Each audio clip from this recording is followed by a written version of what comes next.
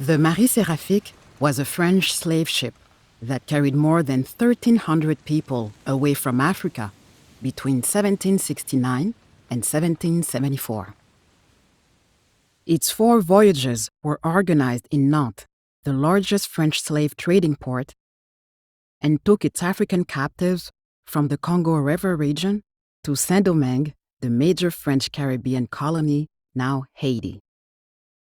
Illustrations survive from 3 of these voyages. Although made by ship's officers, they do provide important insights into the experiences of the Marie Séraphique's African captives. The first image shows African merchants marching captives into a trading post at Loango, north of the Congo, where they were sold to the Marie Séraphique's captain and then rowed out to the anchored ship. On its 4 voyages, the Marie Séraphique spent between 2 and 6 months at Loango, forcibly embarking about 330 captive people. African captives spent 15 weeks on the ship, on average, 10 of them on the transatlantic crossing.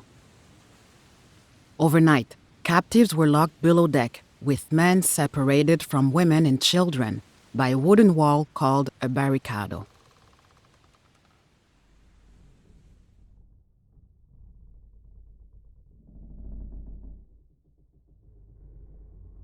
Enslaved people endured appallingly cramped conditions below deck.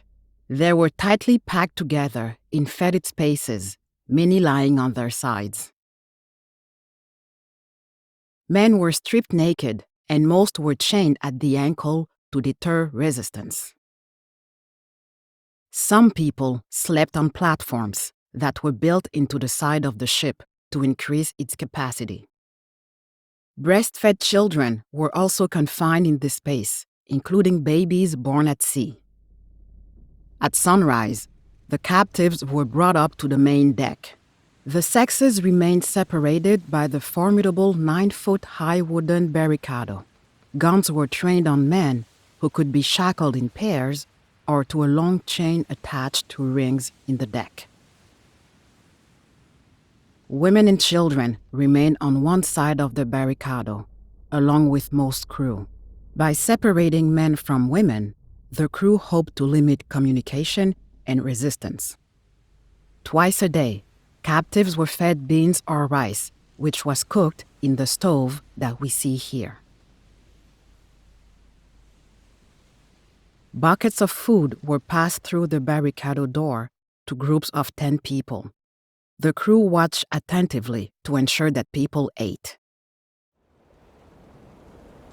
After a 10-week middle passage, the Marie Séraphique reached Saint-Domingue, having experienced mortality well below the average.